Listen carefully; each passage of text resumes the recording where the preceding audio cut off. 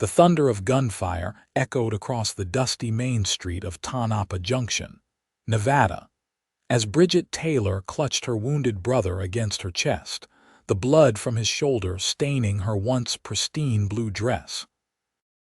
It was 1878, and what had begun as a simple trip to town for supplies had erupted into chaos when the Hollister gang rode in, their faces twisted with vengeance and whiskey courage. As bullets splintered the wooden boardwalk around her, Bridget's eyes met those of a stranger, a tall man with sun-weathered skin and eyes the color of a storm-filled sky, who without hesitation spurred his Palomino stallion directly into the crossfire. Owen Zachary had ridden into Tonopah Junction that morning with no intention of staying longer than it took to water his horse and replenish his supplies. 3 years as a bounty hunter had taught him to avoid entanglements of any kind. But as he emerged from the general store to the sound of gunfire, he saw the young woman with copper hair cradling a bleeding man, trapped between the bank and the saloon with bullets raining down around her. "Stay down," Owen shouted, pulling his Colt revolver and returning fire as he urged his horse forward. The animal, trained for battle during the war between the states, responded to his touch without fear, dancing between the hail of bullets as Owen positioned himself between the Hollister gang and the terrified woman. "I'd die before I'd let you fall," he told her, his voice steady as the lead continued to fly around them. It wasn't bravado or romantic nonsense, just a simple statement of fact from a man who'd seen too much death to allow another innocent to perish when he could prevent it. Bridget looked up at the stranger, his broad-shouldered silhouette backlit by the harsh Nevada sun, and felt something shift inside her chest that had nothing to do with fear. In that moment, with chaos erupting around them, a connection formed that neither could have anticipated nor prevented. "My brother," she managed to say, her voice steadier than she felt. "They shot him. Please help us." Owen nodded once, continuing to fire strategically as he dismounted, keeping his body between the attackers and Bridget. "Can you ride?" he asked, his eyes scanning the street for the best escape route. "Yes," Bridget answered without hesitation. Growing up on a ranch outside of town, she'd been riding since before she could walk. "Good." Owen whistled sharply, and his Palomino edged closer.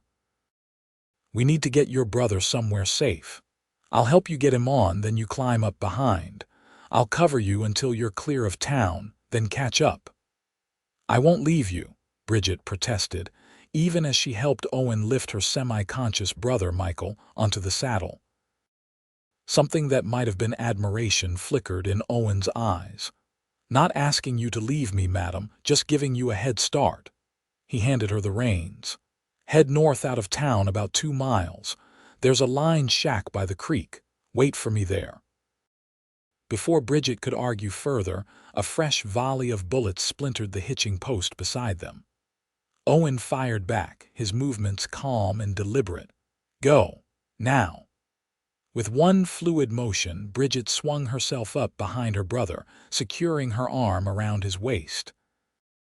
She gave Owen one last look, a glance that contained gratitude, fear, and something else neither of them could name before she dug her heels into the Palomino's flanks and galloped toward the northern edge of town. Owen provided covering fire, his accuracy forcing the Hollister men to duck for cover. As Bridget disappeared from view, he backed toward the livery stable, knowing he needed to find another mount if he was going to catch up. The livery owner, an old man named Granger who'd known Owen years before, didn't hesitate when Owen burst through the door. "Take the bay," Granger said, already saddling the horse. "Saw what you did out there. Them Hollister boys have been terrorizing this town for months, sheriffs in their pocket." Owen checked his ammunition. "Who's the woman and her brother?" "Bridget Taylor. Runs the T-Bar T ranch with her brother since their pa passed last winter." Good people. That boy Michael's barely 20. What they want with them, don't know, Owen replied, mounting the bay, but I aim to find out. As Owen rode out of town on a path different from the one Bridget had taken, to throw off any possible pursuit, he considered what he knew about the Hollister gang. Their leader, Jeb Hollister, had once been a Confederate officer before turning outlaw after the war. The gang specialized in extortion and land grabs, usually targeting vulnerable homesteaders and small ranchers. If they were after the Taylor ranch, there had to be a reason. Meanwhile, Bridget had reached the line shack, a small, rough-hewn cabin that offered minimal shelter but was well concealed by a stand of cottonwood trees. She managed to get Michael inside and onto the single cot, where she used water from the nearby creek to clean his wound. The bullet had passed through his shoulder, missing any vital areas, but he'd lost a lot of blood. Who was that man? Michael asked weakly as Bridget tore strips from her petticoat to create a bandage. I don't know, she admitted, her hands working steadily despite her racing thoughts. But he saved our lives. Hollister, Michael started, then grimaced in pain. They came to the bank, said they knew about Pa's claim. Bridget's hands stilled. What claim? Michael's eyes fluttered closed. The silver mine, North Ridge. Pa never recorded it, said it was insurance. Before Bridget could question him further, the sound of approaching hooves sent her heart racing. She grabbed the rifle she'd taken from Owen's saddle and positioned herself at the window, prepared to defend her brother with her last breath if necessary. Relief flooded through her when she recognized Owen's tall form, though he was riding a different horse. She opened the door as he dismounted, noting the blood on his sleeve. You're hurt, she said immediately. Owen shook his head. Just a graze, your brother. The bullet went through clean. He's lost blood, but I think he'll be all right. She hesitated, then added, thank you for what you did back there. Owen's expression remained impassive, but something in his eyes softened. Anyone would have done the same. No, Bridget said firmly. They wouldn't have. She stepped aside to let him enter the cabin. Michael said something about our father having a silver claim that he never recorded. I think that's what the Hollisters are after. Owen's brow furrowed. Silver would explain a lot. The Hollisters have been buying up mining interests all through Nevada territory. He moved to check on Michael, examining the makeshift bandage with an expert eye. You did a good job here. Were you a nurse during the war? No, I was too young. But our ranch hands were always getting themselves hurt, and my mother taught me before she passed. Bridget watched as Owen gently probed around Michael's wound. Who are you? Really? Owen straightened and met her gaze directly. Owen Zachary, former Union cavalry, now a bounty hunter. He paused. I've been tracking the Hollisters for 6 months. They robbed a bank in Sacramento, killed 3 people including a young girl. Bridget absorbed this information. So helping us was just part of your job. Something that might have been guilt flickered across Owen's features. At first, he admitted, but I didn't expect them to make their move in broad daylight, and I didn't know they were after you specifically. He glanced at Michael. We need to get him to a proper doctor. The nearest one is in Carson City, Bridget said. That's 2 days' ride. There's a mining camp about 10 miles east of here, Owen countered. Silver Peak. They have a doctor. Not the finest, but better than nothing. We can't go back to town, Bridget argued, and I don't know if Michael can ride that far. I know, Owen said, his voice gentling in a way that surprised them both. But we can't stay here either. The Hollisters will have men searching every inch of this territory by nightfall. As if to punctuate his words, Michael stirred on the cot, his face flushed with fever. Bridget pressed a hand to his forehead and exchanged a worried glance with Owen. We'll rest until dusk, Owen decided. Then we'll head for Silver Peak. I can fashion a travois for your brother. He moved toward the door. "I'll keep watch. Try to get some rest." Bridget wanted to protest, to insist she take first watch, but exhaustion was already pulling at her limbs. "Wake me in 2 hours," she said instead. "You need rest too." Owen nodded, though they both suspected he had no intention of waking her. As he stepped outside, Bridget sank onto the floor beside her brother's cot, her mind whirling with questions about Owen Zachary, the Hollister gang, and her father's secret silver claim.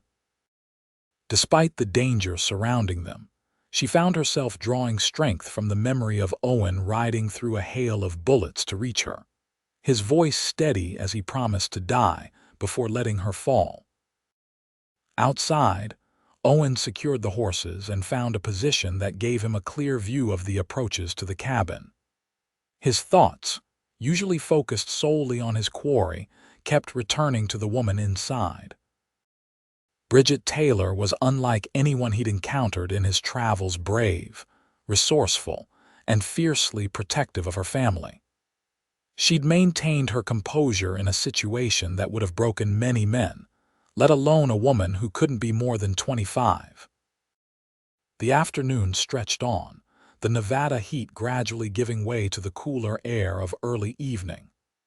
Owen remained vigilant, his experienced eyes scanning the landscape for any sign of pursuit. When he heard the cabin door open behind him, he wasn't surprised to find Bridget approaching with a cup of water. "I thought you were going to rest," he said, accepting the cup gratefully. "I did for a while," she replied, settling beside him on the fallen log he'd chosen as his lookout post. "Michael's fever has broken. I think he'll be strong enough to travel by nightfall," Owen nodded. "Good." He hesitated, then asked, "Your ranch, the T-Bar T, is it just you and your brother now?" Bridget's face clouded. "Since Pa died, yes, we have a few hands, good men who have been with us for years." They were in Carson City picking up supplies when all this happened. She looked at him directly. "What will the Hollisters do next?" Owen appreciated her directness. "If they want that silver claim badly enough, they won't stop. Men like Jeb Hollister are used to taking what they want." He saw the fear flicker in her eyes and added, "But they're also cowards at heart. They prefer easy targets. Once they realize you have protection, they might reconsider." "Protection," Bridget repeated. "You mean you?" "For now," Owen said, his voice carefully neutral. "Once we get to Silver Peak, I can send a telegraph to the federal marshal in Carson City. This could be the break I've been waiting for to bring the Hollisters to justice." Bridget studied him for a moment. "That's not the only reason you're helping us, is it?" Owen met her gaze, finding himself unable to dissemble beneath those clear green eyes.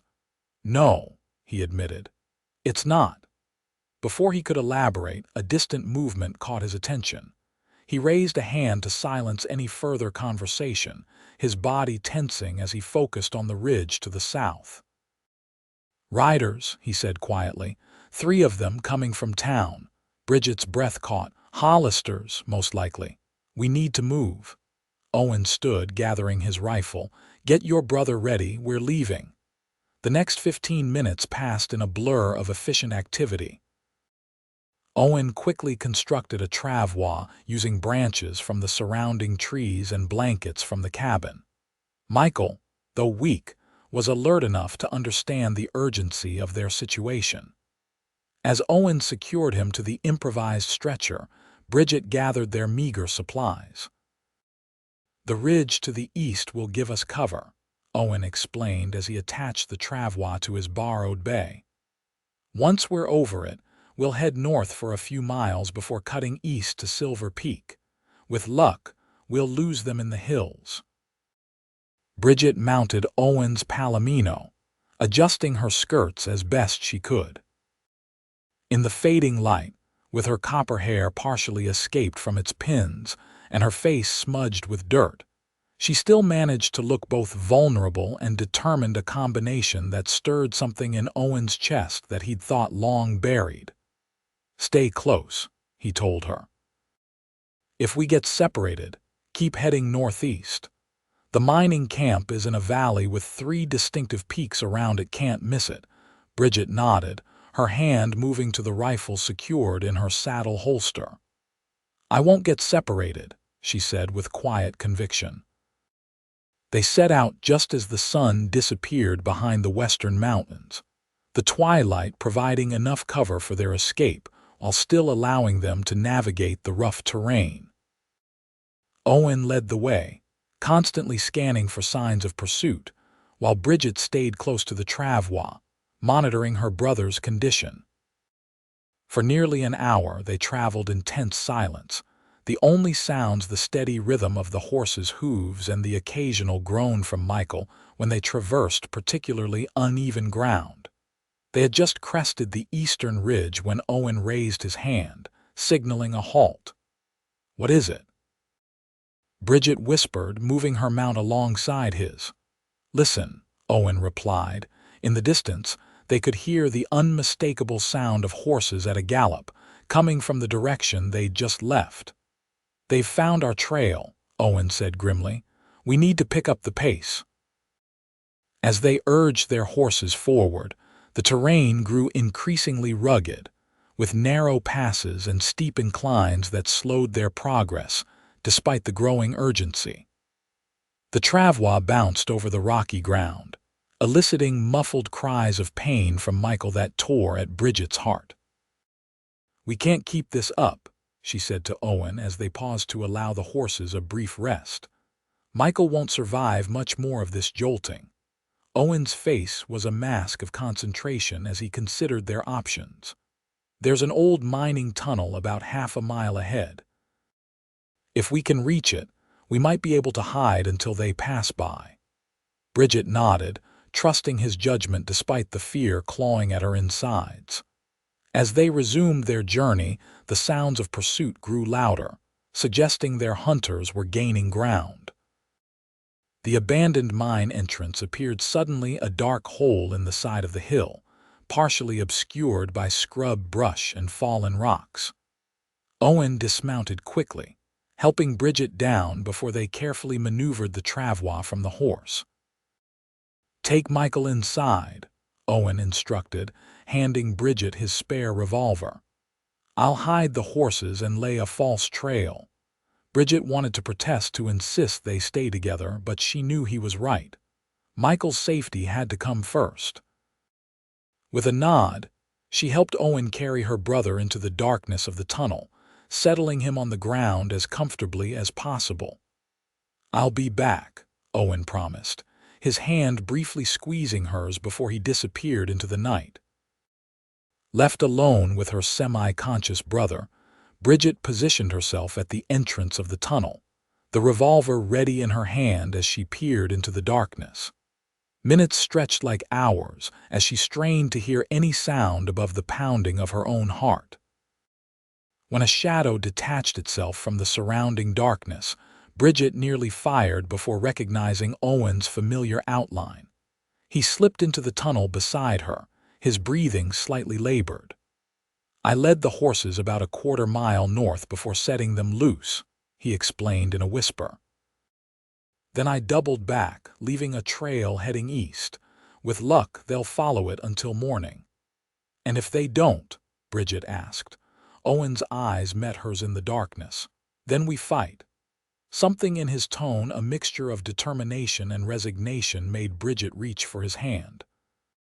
"We'll fight together," she said firmly. For a moment, Owen looked startled, as if unaccustomed to such declarations of solidarity.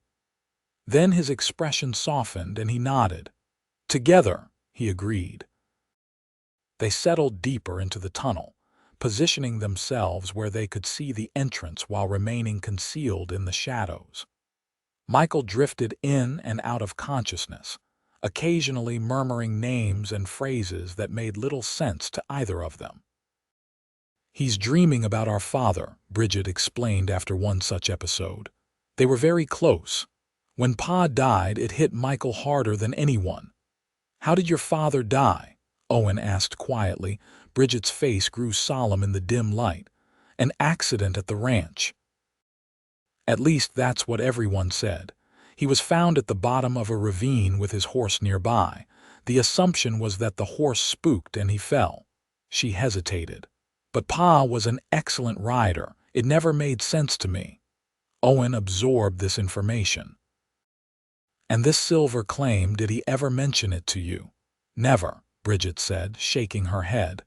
But Pa was the type to keep things close to his chest. After the war, he became even more private. She looked at Owen curiously. Where were you during the war? Union cavalry, as I said, Owen replied. Fought mostly in the Western Theater, Missouri, Arkansas. His voice grew distant, as if the memories were physically taking him back in time. After Appomattox, I couldn't go back to Illinois. Everything felt changed. So I drifted west, worked as a scout for the Army for a while, then started tracking bounties. And your family? Bridget asked gently. A shadow passed over Owen's features. Lost my father and older brother at Shiloh. Mother passed while I was still fighting. There was nothing to go back to. Bridget's hand found his in the darkness. I'm sorry. Owen accepted her touch, finding unexpected comfort in the simple gesture. It was a long time ago, he said, though they both knew some wounds never truly healed. Their conversation was abruptly cut short by the sound of approaching horses. Owen immediately moved to the tunnel entrance, motioning for Bridget to stay back with her brother. From his vantage point, he could make out 4 riders moving slowly along the ridge, scanning the ground by the light of a half-moon. Hollister men, Bridget whispered when he rejoined her. Owen nodded. They're searching the area. Must not have bought my false trail. They waited in tense silence as the riders drew closer to their hiding place. Owen positioned himself in front of Bridget and Michael, his rifle at the ready. When a voice called out so close that it seemed to be just outside the tunnel entrance, Bridget had to stifle a gasp. Spread out, the voice ordered. Check every crevice and hole. Jeb wants the girl in that map, and he wants him tonight. Owen and Bridget exchanged a glance. Map? What map? Before they could consider the implications, the beam of a lantern swept across the tunnel entrance, forcing them to press deeper into the shadows. I'll check this old mine shaft, a different voice announced, followed by the sound of boots on gravel. Owen raised his rifle, preparing to fire as soon as the man appeared in the entrance. But just as the figure began to materialize in the darkness, a distant gunshot rang out, followed by a shout. Riders coming from the east. Looks like a mining camp patrol. The man at the tunnel entrance hesitated, then retreated. Let's go. We'll pick up their trail at first light. The sounds of the Hollister men mounting up and riding away filled Owen and Bridget with cautious relief. Still, they remained motionless for several long minutes, ensuring the danger had truly passed. A patrol from Silver Peak, Owen finally said. Lucky timing. Very lucky, Bridget agreed, though her mind was still caught on what the Hollister man had said. Owen, they mentioned a map. What map could they be talking about? Owen frowned thoughtfully. Your father's silver claim. If he never recorded it officially, he might have made a map showing its location. He glanced at Michael. Your brother said your father called it insurance. Perhaps the map is hidden somewhere at your ranch. But why would they think I have it? Bridget asked, confused. Maybe they don't know for certain, Owen suggested. They might be grabbing at straws, especially if the claim is as valuable as they seem to think. Michael stirred, his eyes opening with more clarity than they'd shown since his injury. Bridget, he called weakly. She was at his side instantly. I'm here, Michael. You're safe. Michael licked his dry lips. The map. Pa gave it to you, the locket. Your birthday. Bridget's hand flew to her throat, where a silver locket hung on a chain, a gift from her father on her 21st birthday just months before his death. My locket. But I've opened it many times. There's nothing inside but a small portrait of Mother. Michael shook his head weakly. False bottom, he managed before exhaustion claimed him once more. With trembling fingers, Bridget removed the locket and handed it to Owen. "Can you open it?" "My hands are shaking too much." Owen took the locket carefully, examining it in what little light filtered into the tunnel. It was a simple silver oval, unremarkable except for the delicate engraving of a rose on its face. He pried it open to reveal, as Bridget had said, a tiny portrait of a woman with the same copper hair as her daughter. "Try pressing on the edges," Bridget suggested, watching intently. Owen applied gentle pressure to the perimeter of the locket's interior. After a moment of manipulation, there was a soft click, and the backing of the portrait compartment popped loose, revealing a small, tightly folded piece of paper beneath. "He was telling the truth," Bridget breathed, taking the paper from Owen with reverent hands. She unfolded it carefully, revealing a detailed map drawn in her father's precise hand. At the top were the words North Ridge Silver Claim and a series of coordinates. Owen studied the map over her shoulder. "This is detailed work. Your father must have been an engineer or surveyor." "He was a surveyor before the war," Bridget confirmed. "He worked for the government, mapping territories in California and Nevada." She traced the lines of the map with her fingertip. "If the Hollisters are this desperate to get their hands on it, the claim must be substantial." "More than substantial," Owen said grimly. "If this location is accurate, your father discovered one of the richest veins in the territory. This could be worth millions." The enormity of this revelation left them both silent for a moment. Finally, Bridget refolded the map and tucked it securely into her bodice. "What do we do now?" she asked. Owen considered their options. "We wait until dawn, then continue to Silver Peak. Your brother needs a doctor, and we need to send word to the federal marshal." He hesitated, then added, "After that, we should head to your ranch. If the Hollisters think the map might be hidden there, they won't hesitate to tear the place apart looking for it." Bridget nodded, trying not to think about what might happen to their home and the loyal hands who worked there. "And then," Owen met her gaze steadily, "then we use the map as bait, set a trap for Jeb Hollister and end this once and for all." As the first light of dawn filtered into the mine tunnel, they prepared to depart. Michael's condition had stabilized enough that he was able to sit up and take some water, though he remained too weak to ride independently. Owen reconstructed the travois, securing it to his bay once more. "Silver Peak is about 3 hours' ride from here," he told Bridget as he helped her mount the Palomino. "If we're lucky, we'll reach it before noon." Their journey resumed with both greater hope and greater urgency. The discovery of the map had clarified their situation, but it had also raised the stakes considerably. The Hollisters wouldn't rest until they had the map, or until they were behind bars. The terrain grew more hospitable as they descended from the hills toward the mining camp, allowing them to make better time. By mid-morning, they caught sight of smoke rising from the cluster of buildings that comprised Silver Peak, a ramshackle but thriving community built around several productive silver mines. As they approached the outskirts of the camp, they were met by a group of mounted men, the patrol that had inadvertently saved them the night before. "Hold up there," called the leader, a burly man with a sheriff's badge pinned to his vest. "State your business." Owen raised his hands to show he meant no harm. "We need a doctor. This man's been shot and we've been riding hard to reach you." The sheriff eyed them suspiciously. "Who did the shooting?" "Hollister gang," Owen replied, watching recognition dawn on the sheriff's face. "They ambushed these folks in Tonopah Junction yesterday."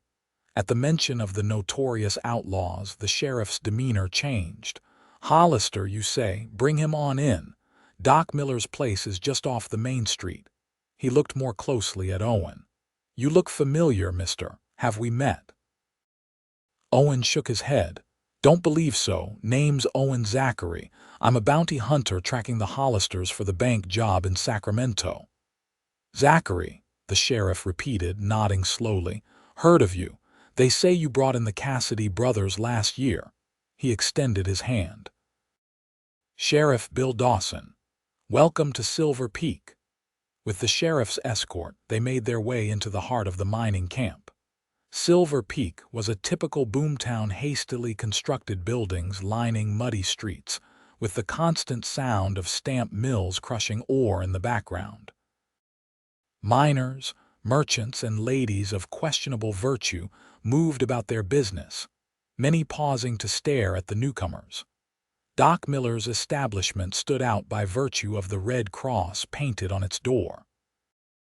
The doctor himself, a thin man with spectacles and a remarkably steady hand despite his apparent fondness for whiskey, immediately took charge of Michael's care. Gunshot wound, eh? He commented as he examined Michael's shoulder. Clean through, at least. You did a good job with the initial treatment, miss. Probably saved his arm. Bridget hovered anxiously as the doctor cleaned and properly bandaged the wound, then administered laudanum for the pain.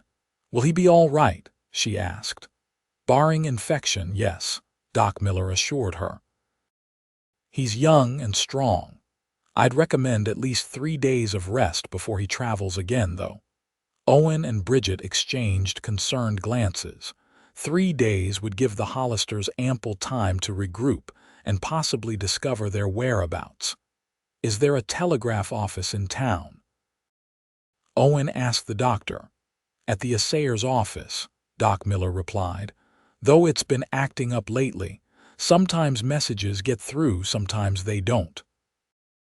Once Michael was settled comfortably in the doctor's back room, Owen and Bridget stepped outside to confer with Sheriff Dawson, who had waited for them. We need to send a telegram to the federal marshal in Carson City, Owen explained, and then figure out how to protect Miss Taylor's ranch.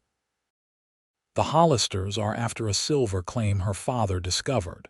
Sheriff Dawson stroked his beard thoughtfully. I've only got 3 deputies, and we're stretched thin protecting the mines around here, but I can spare 1 man to ride with you to the Taylor place. He looked at Bridget. How many hands you got there, miss? 4 when they're all present, Bridget replied. But they were in Carson City when this started. I don't know if they've returned. Let's send that telegram first, Owen decided. Then we'll plan our next move. The assayer's office was located at the far end of the main street, a substantial building that spoke to the importance of its function in a mining community. Inside, they found the assayer himself, a portly man named Hoffman, arguing with what appeared to be a mine owner over the quality of an ore sample. 58% silver content, not a fraction more, Hoffman insisted, jabbing a stubby finger at a ledger. My tests don't lie, Sanderson. The mine owner, a tall, lean man with the hard look of someone accustomed to getting his way, noticed Owen and Bridget's entrance and abruptly ended the argument. We'll continue this discussion later, Hoffman, he said coldly, before brushing past the newcomers. Hoffman adjusted his spectacles and turned his attention to Owen and Bridget. What can I do for you folks? We need to send a telegram to Marshal James Earp in Carson City, Owen said, pulling out a small notebook and pencil to draft the message. Earp, Hoffman repeated, his eyebrows rising. Relation to Wyatt, his cousin, Owen confirmed as he wrote. James has jurisdiction over this part of Nevada territory. While Owen composed the telegram, Bridget noticed Hoffman studying her with unusual intensity. Is something wrong, Mr. Hoffman? She asked. The assayer blinked, then smiled apologetically. Forgive me, miss. You remind me of someone I knew years ago, a surveyor named Taylor. Any relation? Bridget stiffened. My father, she replied cautiously. Thomas Taylor. Hoffman's face brightened. I thought so. The resemblance is striking. Your father and I worked together briefly in '65, right after the war. He was mapping potential mining sites north of here. He lowered his voice conspiratorially. Found some promising locations too, if I recall correctly. Before Bridget could respond, Owen handed his completed telegram to Hoffman. How soon can this be sent? Hoffman read the message quickly, a brief notification to Marshal Earp about the Hollister gang's location and activities, with a request for immediate assistance in Tonopah Junction and Silver Peak. I can send it right away, but as I mentioned to the doctor earlier this week, the line's been unreliable. Storms in the mountains, most likely. Owen paid the fee, and Hoffman immediately began tapping out the message on his telegraph key. After several minutes of staccato clicking, he frowned. No acknowledgement, he reported. Could be the line's down again. I'll keep trying periodically throughout the day. Thanking him, Owen and Bridget left the assayer's office, both concerned about this new complication. Without confirmation that help was on the way, they would have to rely on their own resources to deal with the Hollisters. What did you make of Hoffman knowing your father? Owen asked as they walked back toward the doctor's office. Bridget considered the question. It's not surprising they would have crossed paths. As I said, Pa was surveying this region before settling at our ranch. She glanced at Owen. What concerns me is how easily he identified me, if the Hollisters come asking questions in Silver Peak. They'll learn we're here, Owen finished grimly. We need to move quickly. How far is your ranch from here? About 15 miles southwest, Bridget replied. A half-day's ride under normal circumstances. Owen nodded decisively. We'll leave at first light tomorrow. Your brother can stay here under the doctor's care and the sheriff's protection while we check on your ranch and set our trap for the Hollisters. As they reached the doctor's office, Bridget stopped, turning to face Owen directly. Why are you doing this? She asked, her voice soft but insistent. You could have handed us over to the sheriff and continued your hunt for the Hollisters on your own. Instead, you're risking your life for people you barely know. Owen's weathered face remained impassive, but his eyes, those storm-colored eyes that had first caught Bridget's attention during the shootout, revealed a depth of emotion he rarely allowed others to see. When I rode between those bullets in Tonopah Junction, he said slowly, I made you a promise. I intend to keep it. It wasn't the complete answer, and they both knew it. But it was all Owen seemed prepared to offer at that moment, and Bridget accepted it with a nod. Whatever his reasons, Owen Zachary had become their champion, and in the harsh reality of the frontier, such alliances were not to be questioned too closely. They spent the remainder of the day making preparations.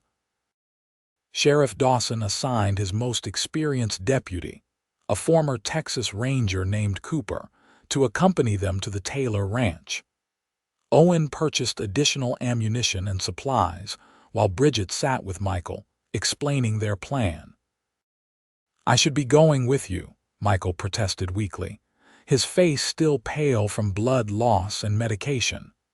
You'd slow us down, Bridget said bluntly, though she softened the words with a gentle touch to his uninjured shoulder. Besides, I need to know you're safe while we deal with the Hollisters. Michael studied his sister's face. This bounty hunter Zachary, you trust him, Bridget didn't hesitate, with my life. He's already proven that. Michael seemed satisfied with this answer. Be careful, Bridge. The Hollisters aren't just outlaws. They're connected to powerful people. There's a reason Pa kept that claim secret. This new piece of information troubled Bridget, but before she could press for details, Michael drifted back to sleep, the laudanum taking effect once more. She rejoined Owen and Deputy Cooper at the small hotel where they'd taken rooms for the night, sharing her brother's cryptic warning. Connected to powerful people, Owen repeated thoughtfully. That would explain how they've evaded justice for so long. and why they're so desperate to get their hands on your father's claim," Cooper added. "Silver's been the backbone of Nevada's economy since the Comstock Lode. A new rich vein could shift the balance of power significantly." That night, as Bridget tried to sleep in her sparse hotel room, her mind whirled with questions about her father's secret, the Hollister gang's true motivations, and most persistently, Owen Zachary. The bounty hunter was an enigma, hard and dangerous on the surface, yet capable of profound gentleness and sacrifice. In the short time since their paths had crossed, he had become essential to her in ways that both comforted and frightened her. Morning arrived with a muted golden light filtering through the thin curtains of Bridget's room. She dressed quickly in clothes borrowed from the doctor's wife, a practical riding skirt and blouse that would allow her to move more freely than her torn and blood-stained dress. Her locket, with its precious hidden map, remained secure around her neck. When she joined Owen and Deputy Cooper in the hotel's small dining room, she found them in deep conversation with Sheriff Dawson, who looked troubled. "What's happened?" she asked immediately. "Hollister men," the sheriff replied grimly. "3 of them rode into town about an hour ago. They're at the saloon now, asking questions." Owen's expression hardened. "Did anyone tell them about us?" "Not that I know of," Dawson said. "I've warned my people to keep quiet, but in a place like this." He shrugged eloquently. "Word spreads." "We need to leave now," Owen decided, standing abruptly. "Through the back way, if possible." The sheriff nodded. "Cooper knows a trail that skirts the main road. It's rougher going, but you'll avoid being seen." As they hastily finished their breakfast and gathered their gear, Bridget insisted on seeing Michael once more before departing. At the doctor's office, she found her brother awake and more alert than he'd been since the shooting. "The Hollisters are in town," she told him without preamble. "We're leaving now." Michael gripped her hand with surprising strength. "Bridge, listen to me. There's something you need to know about Pa's claim." He glanced toward the door to ensure they were alone. "It's not just silver." The assay showed traces of gold, 2 significant amounts. Pa kept it quiet because he didn't want to start another gold rush.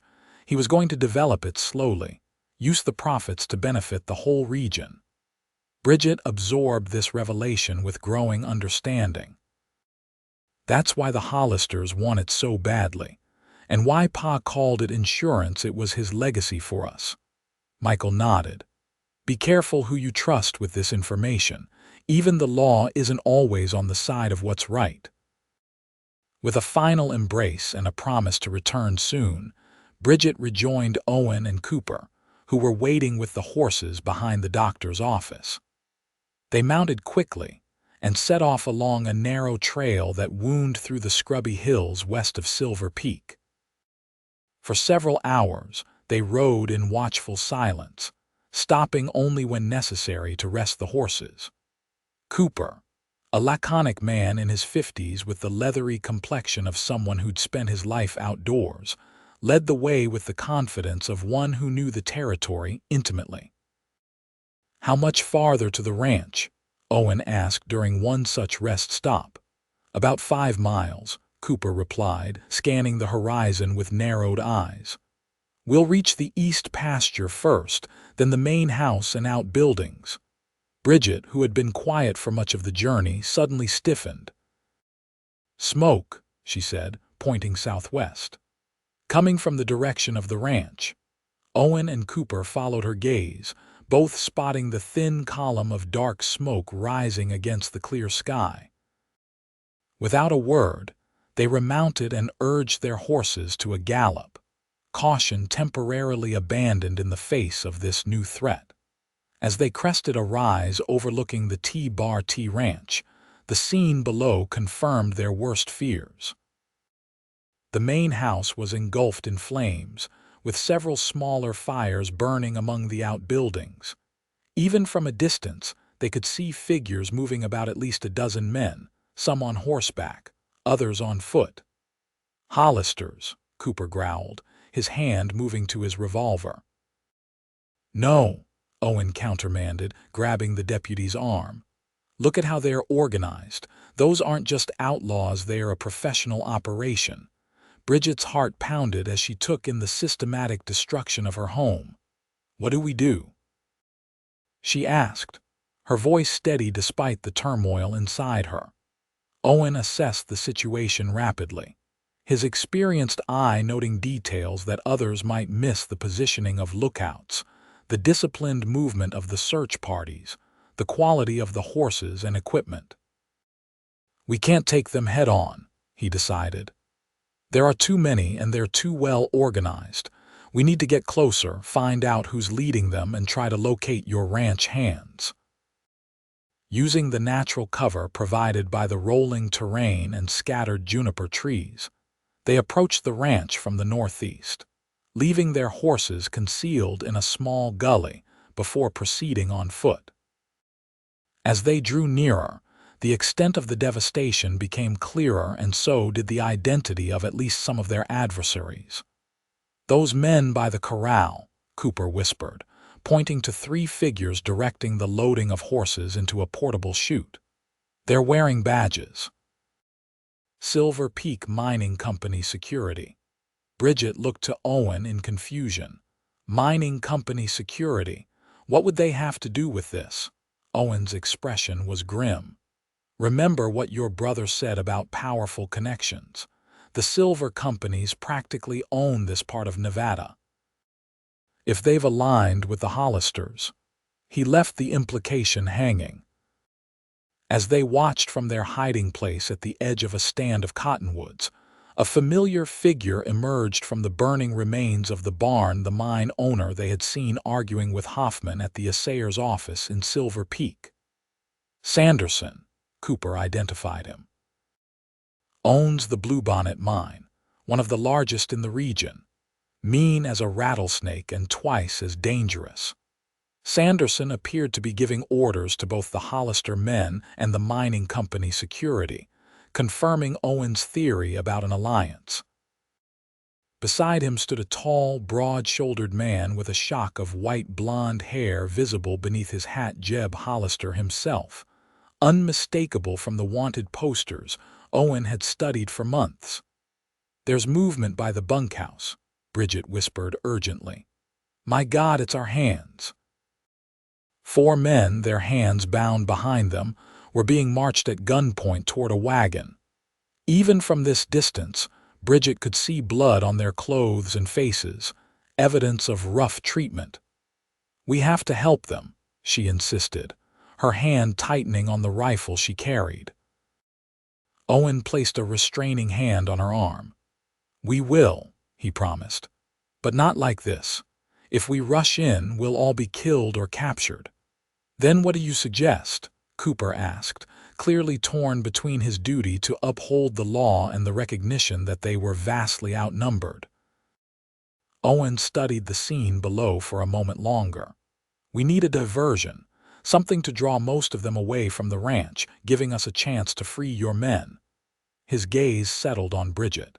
And I think I know exactly what they'll chase. Understanding dawned on Bridget's face. The map, she said. They know I have it. Owen nodded. You and Cooper will take the map and ride north, making sure you're spotted. I'll stay behind and free your ranch hands once enough of Hollister's men give chase. That's too dangerous, Bridget protested immediately. They'll kill you if they find you. And they'll kill all of us if we don't separate them, Owen countered. This is our best chance. Cooper, who had been scanning the activity below, suddenly gripped Owen's shoulder. We may have another problem. Look who just rode in. From the direction of Silver Peak came a small party of riders, led by a familiar figure, Sheriff Dawson.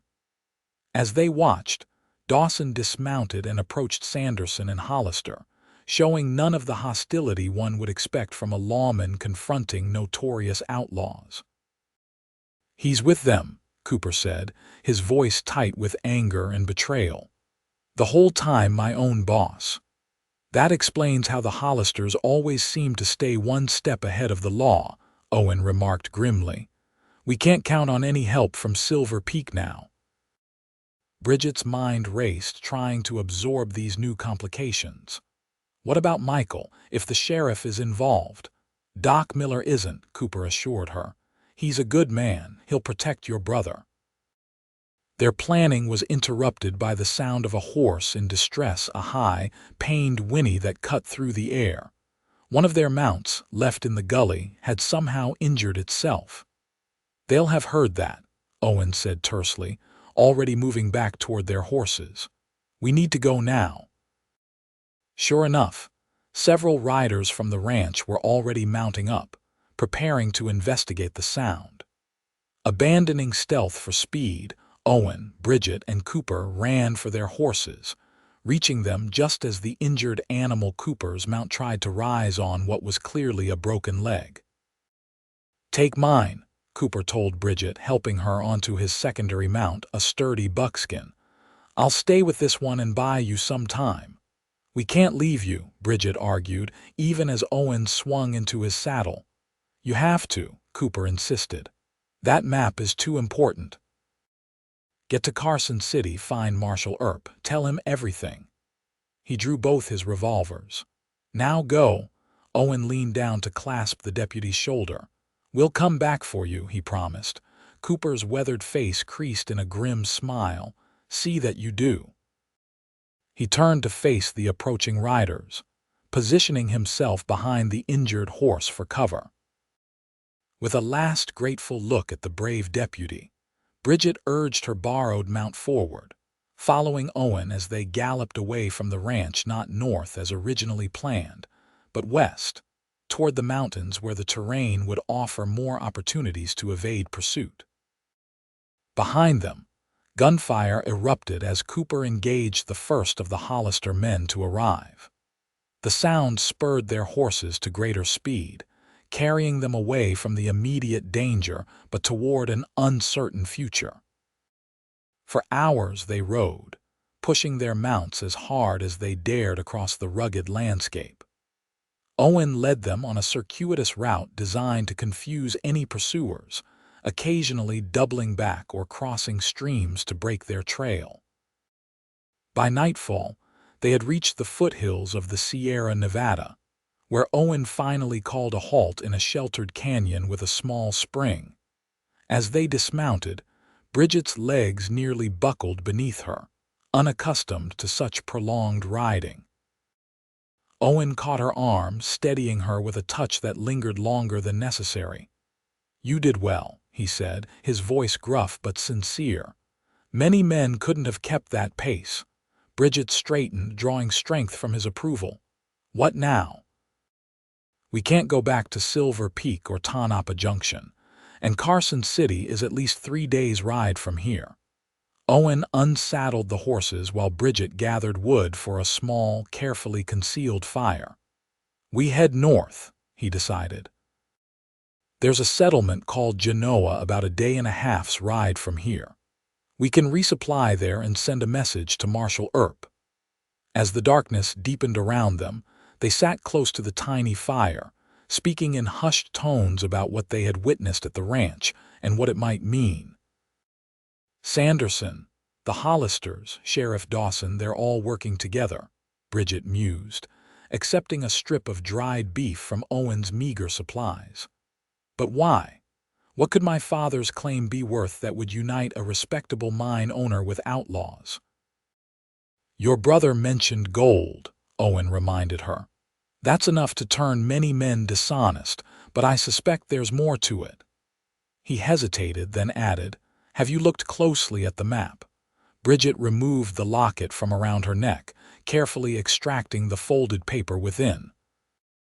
By the flickering firelight, they examined the detailed drawing, noting the precise notations her father had made regarding elevations, rock formations, and potential veins.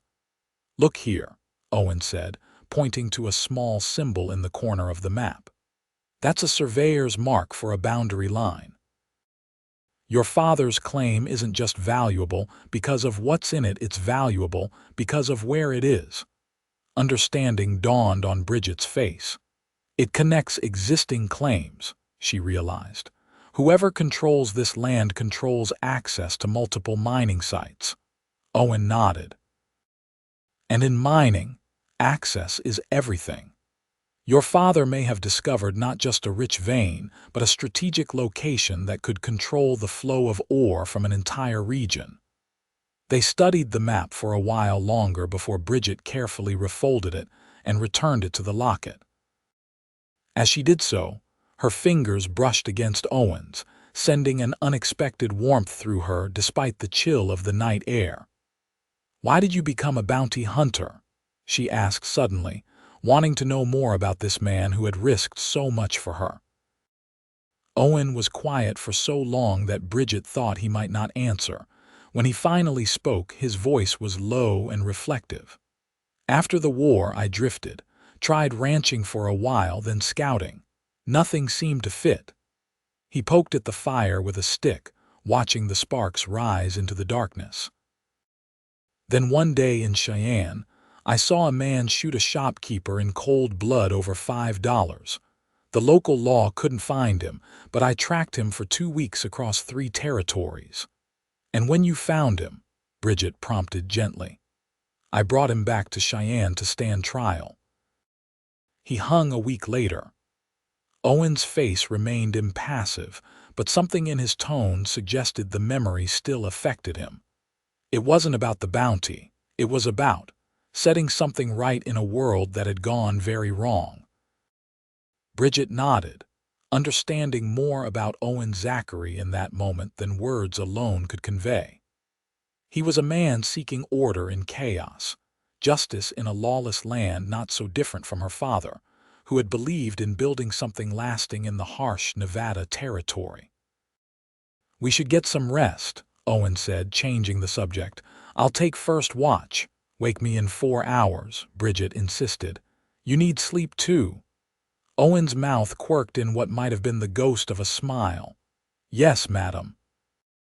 As Bridget wrapped herself in a blanket near the fire, her thoughts drifted to Michael, hoping he remained safe in Silver Peak despite the sheriff's betrayal. She thought of Cooper, facing down the Hollister men to buy them time to escape. And most persistently, she thought of Owen, whose steady presence had become her anchor in the storm that had engulfed her life. With these thoughts swirling in her mind, she drifted into an uneasy sleep. Her hand instinctively curled around the locket that now represented not just a connection to her father, but perhaps her future as well. Dawn broke with a pallid light filtering through a layer of high clouds, promising a cooler day than the one before. Owen, who had allowed Bridget to sleep through the night despite her insistence on taking a watch, was already saddling the horses when she awoke. "You should have woken me," she chided, accepting the cup of coffee he offered, the last of their meager supplies. Owen shrugged. "You needed the rest more than I did." He didn't mention that he had spent much of the night simply watching her sleep, finding an unexpected peace in the gentle rise and fall of her breathing. They set out as soon as the light was strong enough to navigate safely, heading northwest toward Genoa.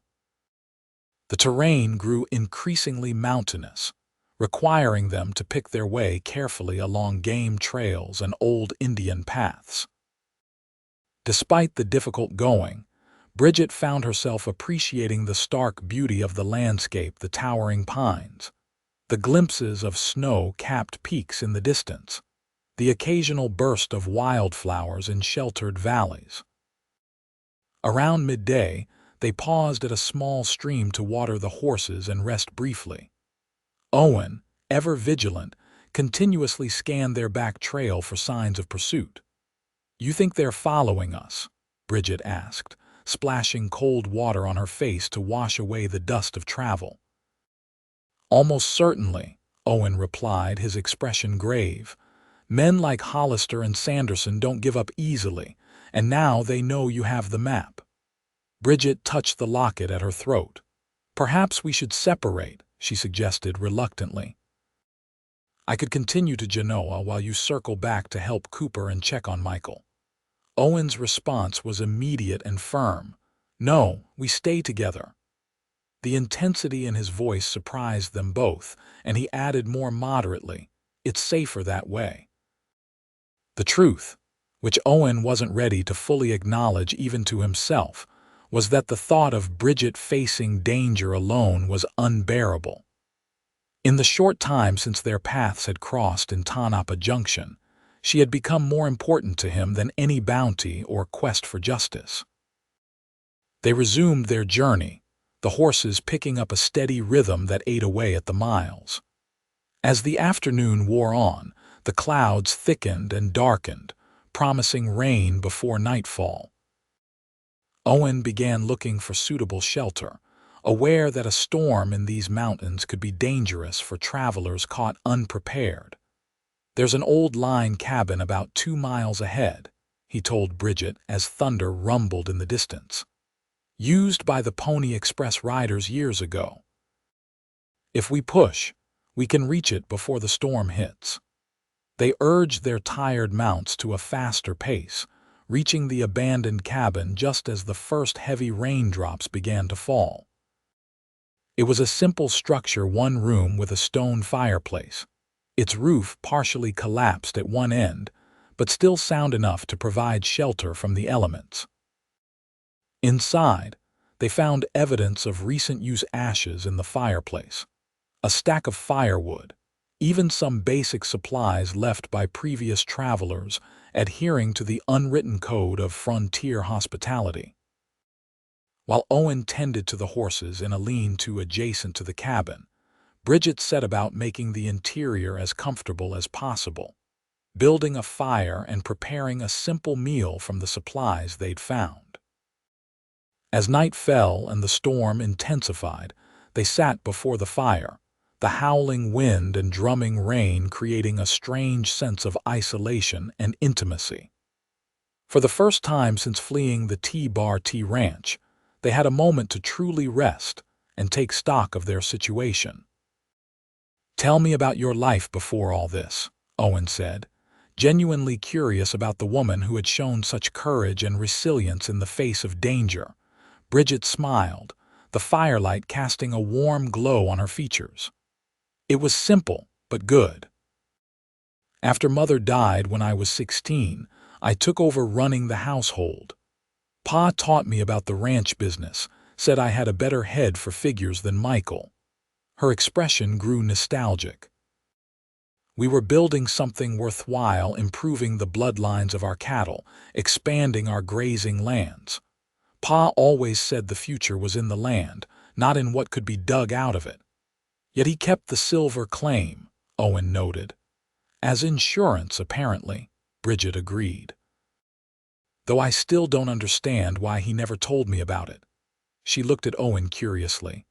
"What about you? You mentioned Illinois.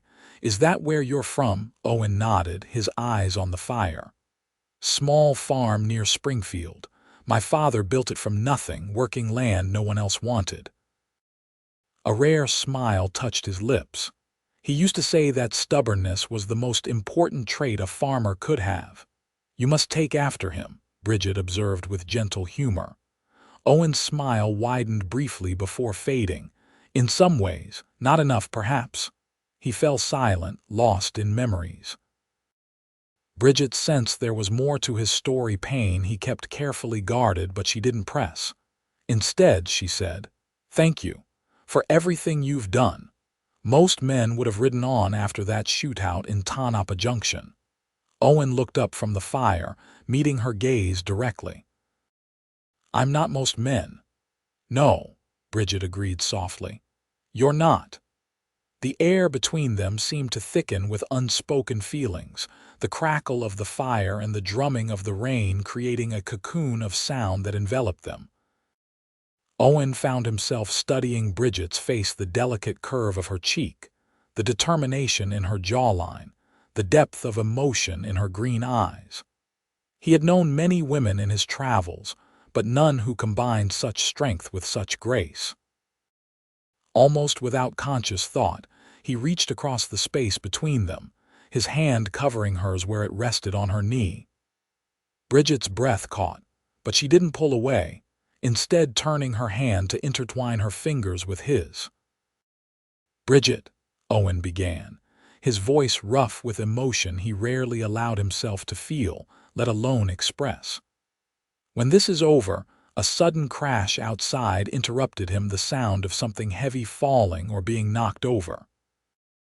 In an instant, Owen was on his feet, gun drawn, positioning himself between Bridget and the door. "Stay here," he whispered, moving cautiously toward the window. Peering through a gap in the shutters, Owen could make out shapes moving in the darkness, despite the driving rain, at least 3 figures approaching the cabin from different directions. Whether Hollister men or simple bandits taking advantage of the storm to rob travelers, the threat was immediate and real. Owen moved back to Bridget, who had also drawn her gun. "We have company," he said tersely. 3, maybe 4 men surrounding the cabin. Bridget's expression hardened with resolve. "What's the plan?" Owen quickly assessed their options. The cabin had only 2 exits, the main door and a small window at the rear that might be large enough for Bridget to squeeze through. The roof was a possibility, but the storm made it a dangerous choice. "I'll engage them from the front," he decided. "You slip out the back window and circle around to the horses. If you can get away, ride for Genoa and find help." "I told you before," Bridget said firmly. "I won't leave you." Before Owen could argue, a voice called out from outside, a voice that froze them both in surprise and confusion. "Zachary, Miss Taylor, it's Cooper, don't shoot." Owen moved cautiously back to the window, his gun still ready. "Prove it's you, Cooper," he called back. "You left me with a horse with a broken leg, and I told you I'd buy you time to escape," the voice replied. "Now open up before we all drown out here." Owen exchanged a glance with Bridget, then moved to unbar the door. As it swung open, Deputy Cooper stumbled in, followed by 2 bedraggled figures that caused Bridget to cry out in recognition. "Michael! Tom!" She rushed forward to embrace her brother, who looked pale but steady on his feet, and Tom Jenkins, the foreman of the T-Bar T Ranch. As Owen secured the door behind them, the new arrivals shed their rain-soaked outer garments and moved gratefully toward the fire. Questions tumbled over each other as Bridget fussed over Michael, insisting on checking his wound despite his protestations that Doc Miller had declared him fit to travel. "How did you find us?" Owen asked Cooper once the initial commotion had settled. The deputy, looking exhausted but grimly satisfied, explained how he had managed to wound 2 of his attackers before retreating into the hills. "I circled back to Silver Peak by a different route," he said. "Found the doc's place under watch by Hollister men, but they weren't expecting someone to come in through the back window." "I was ready to leave anyway," Michael added, his arm around his sister's shoulders. "When Cooper told me about what happened at the ranch, I knew we had to find you." "Tom here was in town too," Cooper continued, nodding toward the ranch foreman. "He'd ridden in to fetch the doc for one of your hands who broke his arm. Lucky timing." "The others?" Bridget asked anxiously, looking at Tom. "Pete, Jackson, and Will." Tom's weathered face darkened. "In bad shape when I left them, Miss Bridget. Those Hollister boys worked them over good, trying to find out where you'd gone with the map, but they were alive." "And still at the ranch?" Owen asked. Tom nodded. "Under guard. Sanderson's men were using the bunkhouse as a headquarters of sorts." "The main house is." He trailed off, looking apologetically at Bridget. "I saw," she said quietly. "It's just a building. It can be rebuilt." Her hand moved to the locket around her neck. "What matters is that we have this and we're all still alive." Michael's eyes followed her movement. "The map. You figured out how to open the locket." "Owen did," Bridget replied, giving the bounty hunter a grateful look. We know why Sanderson and the Hollisters want it so badly now. It's not just the silver and gold, it's the location. It connects existing claims, gives control over access routes. Michael nodded thoughtfully. That makes sense. Pa mentioned something about the key to the whole valley once. I didn't understand what he meant at the time. Tom Jenkins, who had been silently warming himself by the fire, suddenly spoke up. "There's more to it than that," he said, his voice grave. "Your pa found something else in that claim, something he only told me about because I was with him when he discovered it." All eyes turned to the foreman who had worked for Thomas Taylor since before the war. "Quicksilver," Tom continued. "Mercury, a massive deposit bigger than any found in these parts before." The significance of this revelation wasn't lost on any of them. Mercury was essential for processing gold and silver ore using the amalgamation method common in Nevada's mines. Whoever controlled the mercury supply effectively controlled the mining industry itself. That's why Sanderson allied with the Hollisters, Owen realized. With that claim, he could strangle his competition, dictate terms to every mine owner in the territory. And why Pa kept it secret, Bridget added, pieces falling into place. He understood the power it represented and the danger. Michael, who had been listening intently, suddenly swayed on his feet. Despite his protests that he was fine, it was clear that the journey had taken a toll on his recovering body. Bridget and Tom helped him to a corner of the cabin where they made a comfortable pallet from blankets. As Michael rested and Tom checked on the horses, Cooper drew Owen and Bridget aside for a private conversation. "There's something else you should know," he said, keeping his voice low. "When I was in Silver Peak, I overheard Hoffman talking to one of Sanderson's men. They're expecting a federal mining commissioner to arrive within the week, someone who can officially record claims and settle disputes. Sanderson plans to file on Thomas Taylor's claim," Owen guessed. Cooper nodded. "With forged documents, most likely.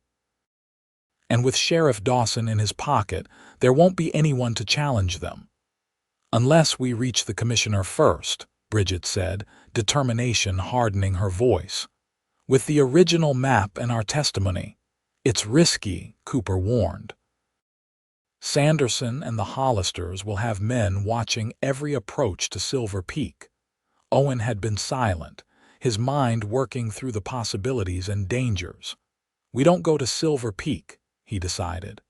"We intercept the commissioner before he reaches town." The main road from Carson City passes through Genoa, exactly where we were headed. The plan began to take shape. They would continue to Genoa, send a telegram to Marshal Earp detailing the conspiracy, and wait for the mining commissioner's arrival. With the original map as evidence and multiple witnesses to the Hollister gang's crimes, they would have a chance of exposing Sanderson's scheme and bringing the outlaws to justice. As the others discussed logistics, Owen found himself watching Bridget, the intensity in her expression as she contributed to the planning, the gentle way she checked on her brother, the flash of fire in her eyes when Cooper mentioned Sanderson's name. In the midst of danger and uncertainty, one thing had become increasingly clear to Owen Zachary. Whatever the outcome of their confrontation with the Hollisters, his life had been irrevocably changed by meeting Bridget Taylor. The storm continued through the night, but by morning had subsided to a gentle drizzle that promised to clear by midday. They set out early, traveling in pairs on the 3 horses they had available: Owen and Bridget, Cooper and Michael, with Tom riding alone as the most experienced horseman among them. The rain-washed landscape glistened in the morning light, creating an illusion of peace that belied the tension all 5 travelers felt. They rode alert, weapons ready, expecting an ambush at every narrow pass or dense copse of trees. Yet the hours passed uneventfully. allowing them to make good time toward Genoa. By late afternoon, they caught sight of the settlement, a small but prosperous community nestled at the base of the Sierra Nevada. Unlike many frontier towns, Genoa had an air of permanence, with substantial buildings and well-maintained roads. As Nevada's first permanent settlement, established in 1851, it had already developed the institutions of civilization: a courthouse, several churches, and most importantly for their purposes, a telegraph office. Rather than riding directly into town, where they might be spotted by any Hollister men watching the main road, Owen led the group to a small ranch on the outskirts where he had once helped the owner recover stolen cattle. Jonas Wheeler, a gruff but honest rancher in his 60s, welcomed them without question when Owen briefly explained their situation. "Any enemy of the mining companies is a friend of mine," Wheeler declared, ushering them into his modest home where his wife, Martha, immediately began preparing a meal large enough to feed twice their number. "They've been buying up water rights all through the valley, trying to squeeze out small ranchers like me." While the others rested and ate, Owen and Cooper rode into Genoa to send their telegram to Marshal Earp and gather information about the mining commissioner's expected arrival.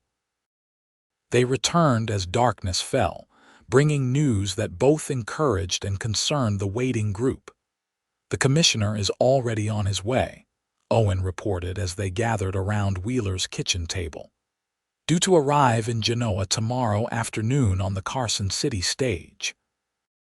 "That's sooner than we expected," Bridget noted, glancing at her brother, who still looked pale but was regaining his strength with each passing hour.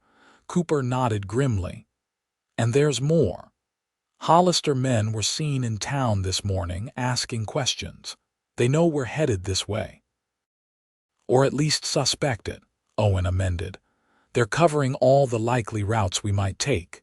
He looked at Wheeler. "Is there somewhere more secure we can spend the night? Somewhere not connected to you in case they come asking questions?" Wheeler thought for a moment, then nodded. "The old Morrison place, about a mile north of town. Been abandoned since the old man died last winter. It's not much, but it's solid and well hidden in a stand of cottonwoods." With Wheeler's directions and a supply of food provided by Martha, they set out under cover of darkness for the abandoned homestead. As Wheeler had promised, it was well concealed and defensible, with clear lines of sight in all directions, a perfect place to wait for the stage and plan their next move. That night, as the others slept inside the small cabin, Owen took first watch, positioning himself on the low porch where he could observe the approach from town. He wasn't surprised when Bridget joined him, wrapping a blanket around her shoulders against the night's chill. "You should be resting," he said, though he was glad for her company. "I've tried," she replied, settling beside him on the porch step. "Too much on my mind." They sat in comfortable silence for a while, the moon casting silver light across the landscape, the distant howl of a coyote the only sound to disturb the night. "What will you do?" Bridget finally asked. "After this is over, I mean. Will you go back to bounty hunting?" Owen considered the question. It was one he'd been asking himself with increasing frequency. "I don't know," he admitted. "For a long time, the hunt was all that mattered, finding men who'd done wrong and bringing them to justice. It gave me a purpose when I needed one. And now—" Bridget prompted when he fell silent. Owen turned to look at her, his expression more open than she had ever seen it. "Now I'm not so sure it's enough," he said quietly. Bridget held his gaze, her heart quickening at what she saw in his eyes. "What would be enough, Owen?" He reached out slowly, giving her time to pull away if she chose, and brushed a strand of copper hair from her face. "A home," he said, his voice rough with emotion. "Someone to come back to." The moment stretched between them, filled with unspoken possibilities. Then, with a gentleness that belied his usual stoic demeanor, Owen leaned forward and kissed her a brief, tender gesture that asked a question neither of them was ready to fully articulate. When they parted, Bridget's eyes were bright with emotion. "Is that your way of saying you might stick around after this is over?" she asked, a smile playing at the corners of her mouth. "Might be," Owen replied, his own lips curving in a rare, genuine smile. "If I had a reason to." Bridget's hand found his in the darkness. "I think you might find one." The next morning brought clear skies and a renewed sense of purpose. Their plan was straightforward. Cooper and Tom would position themselves at the edge of town to watch for the stage, while Owen, Bridget, and Michael would wait at the Morrison place until they received word of the commissioner's arrival. Then they would intercept the stage before it reached Genoa proper, presenting their evidence and requesting the commissioner's protection until Marshal Earp could arrive. As midday approached, tension mounted. Cooper and Tom had been gone since dawn, and though Genoa was only a mile away, the wait seemed interminable. Owen paced the small cabin, checking and rechecking his weapons, while Bridget and Michael reviewed the evidence they would present to the commissioner. "The map alone might not be enough," Michael pointed out. "Sanderson could claim it's a forgery." "That's why we need Tom's testimony," Bridget replied. "He was with Pa when the claim was discovered, and we have the locket itself. Pa's initials are engraved inside. Plus, Cooper can testify about Sheriff Dawson's corruption." Michael nodded, though he still looked concerned. "I just hope it's enough to convince a government official who's probably used to mining companies throwing their weight around." Owen, who had been listening while watching the road from the window, turned to join the conversation. "It's not just about the evidence," he said. "It's about getting to the commissioner before Sanderson and the Hollisters can influence him. Once he hears our side and understands the extent of their crimes, he'll have to act or become complicit himself." The sound of approaching horses interrupted their discussion. Owen moved swiftly to the window, rifle ready, then relaxed as he recognized Cooper and Tom returning at a gallop. "Stage is coming," Cooper announced as he dismounted. "Due in less than an hour. But we've got trouble. Hollister himself is in town with at least 6 men and they're watching the road." "Sanderson?" Owen asked tersely. Tom shook his head. "No sign of him, but that doesn't mean he's not nearby." They quickly revised their plan. Instead of intercepting the stage in town, they would catch it at a point about 3 miles east, where the road curved around a large outcropping known locally as Devil's Rock. The narrow pass would force the stage to slow, giving them the opportunity they needed.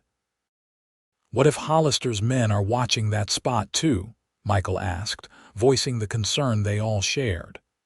"Then we fight," Owen said simply. "But I don't think they will be. They're expecting us to approach from the west or north, not circle around to the east."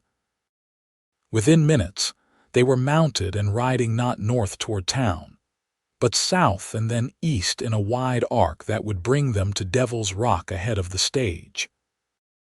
The terrain was open enough to allow them to make good time, yet provided sufficient cover to avoid being spotted by any watchers on the main road. As they approached the landmark, Owen divided them into strategic positions. Cooper and Tom would stop the stage from the front, using their deputy's badge to lend authority to the interruption. Michael would remain hidden with a rifle, covering them in case of trouble. Owen and Bridget would approach the stage directly to speak with the commissioner. "Remember," Owen cautioned as they took their positions, "this needs to look official, not like an ambush. We want the commissioner to trust us long enough to hear our evidence." Bridget adjusted the locket around her neck, ensuring it was visible. "He'll listen," she said with quiet confidence. The truth has a way of making itself heard. The distant sound of the stage announced its approach, before it came into view the rhythmic pounding of hooves, the creak of wheels, the occasional shout from the driver. As it rounded the bend and entered the narrow pass, Cooper and Tom moved their horses onto the road, hands raised to signal the driver to stop. For a tense moment, it seemed the stage might attempt to continue past them, but the driver finally pulled back on the reins, bringing the six-horse team to a halt amid a cloud of dust. "What's the meaning of this?" the driver shouted, shotgun at the ready. "This is a federal stage." Cooper stepped forward, his badge prominently displayed. "Deputy Marshal Cooper out of Silver Peak. We need to speak with the mining commissioner on urgent business." From inside the stage came a stern voice. "I am Commissioner Wallace. What is this about, Deputy?" As Cooper explained that they had evidence of corruption and criminal conspiracy involving the Silver Peak Mining Company, Owen and Bridget approached from the side of the road. The commissioner, a distinguished man in his 50s with silver-streaked black hair and a neatly trimmed beard, watched them with an expression of cautious interest. "Miss Taylor," Owen said formally, "would you please show the commissioner your father's map?"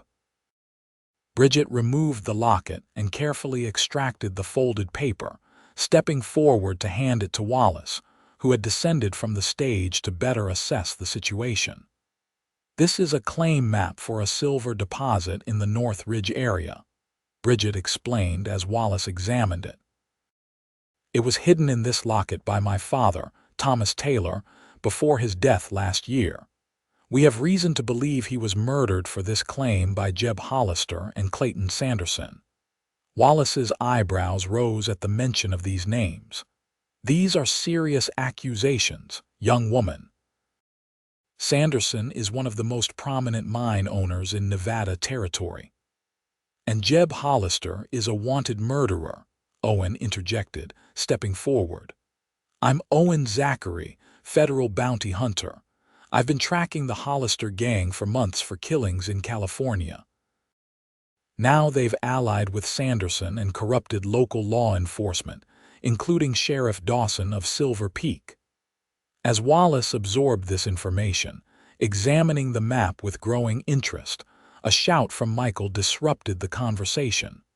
"Riders coming, at least a dozen, moving fast." Owen's hand moved to his gun as he scanned the horizon.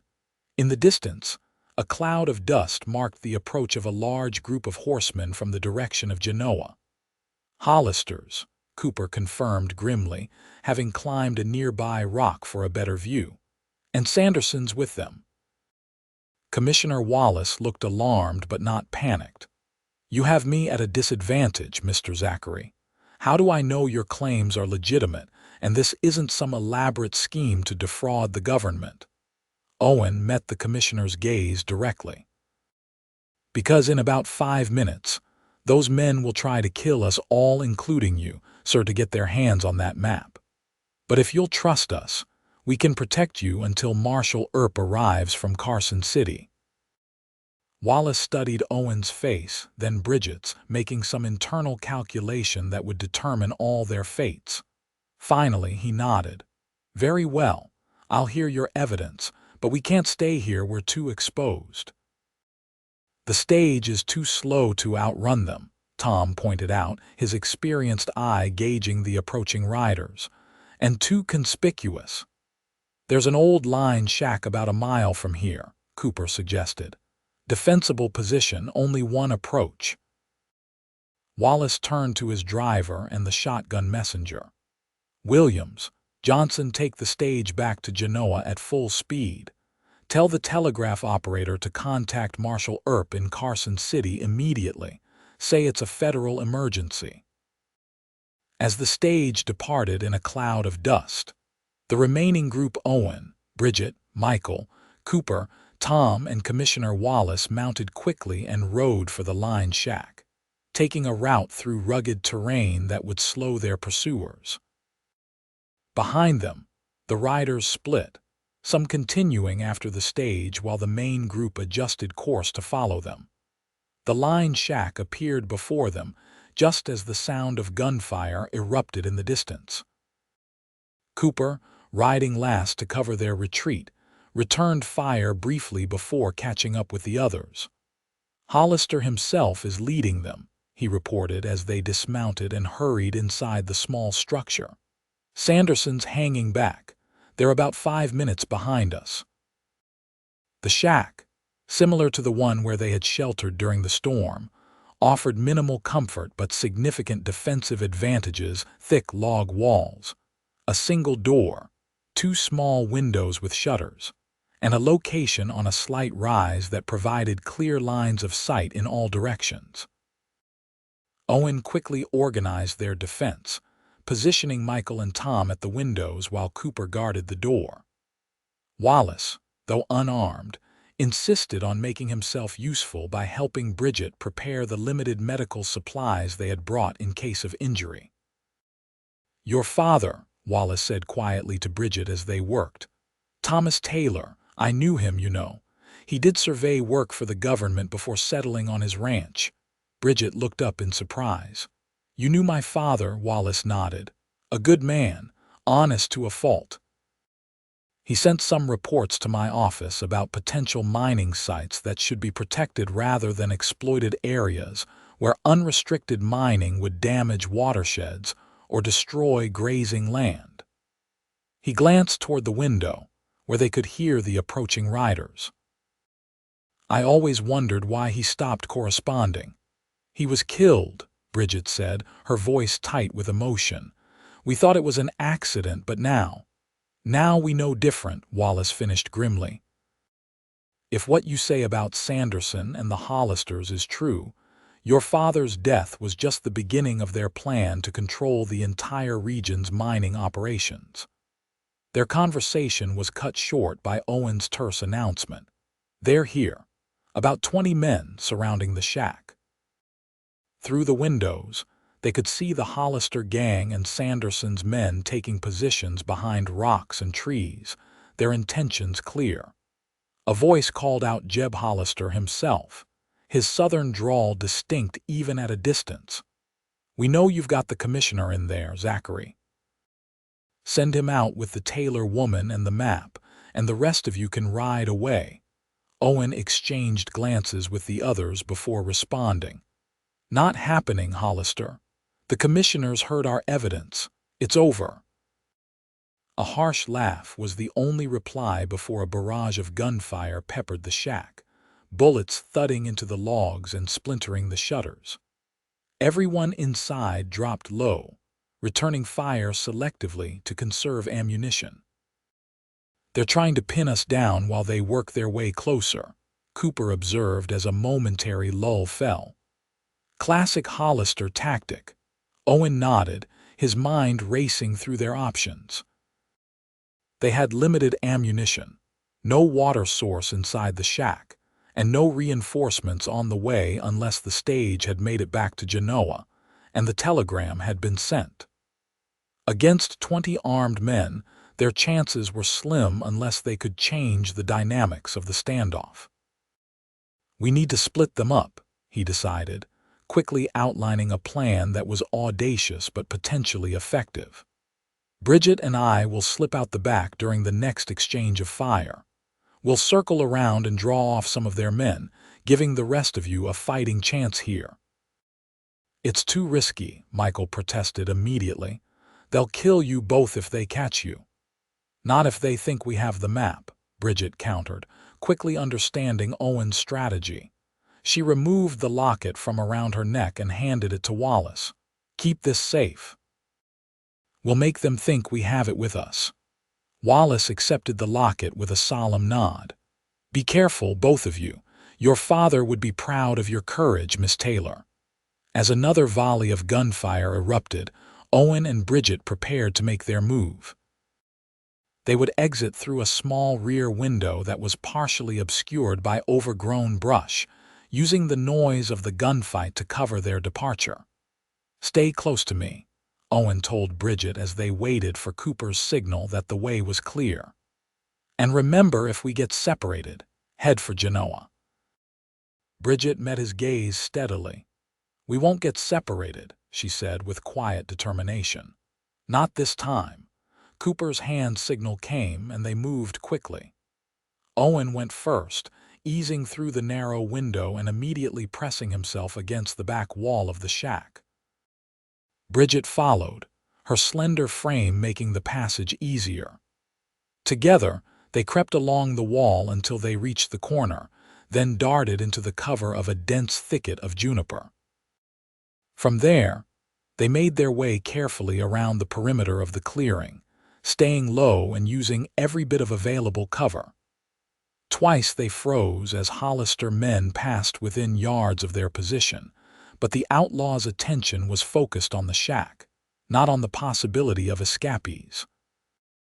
When they reached the edge of the tree line on the far side of the clearing, Owen spotted what he was looking for: two horses left tied loosely to a fallen log, their riders having moved forward on foot to join the assault on the shack.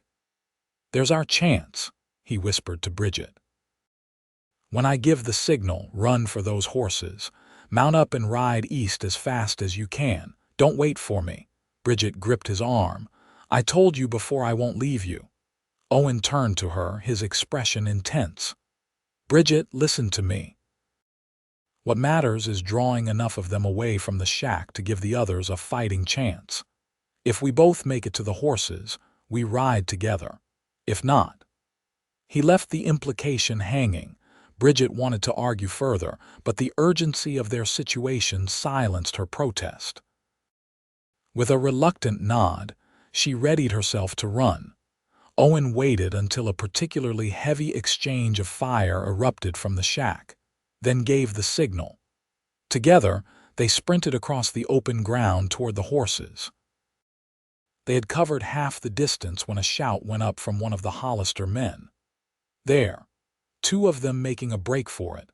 Gunfire immediately shifted in their direction, bullets kicking up dirt at their heels as they ran. Owen pulled his revolver and returned fire over his shoulder, not aiming to hit, but to force their pursuers to take cover. They reached the horses just as Jeb Hollister's voice rang out above the gunfire. "It's the Taylor woman.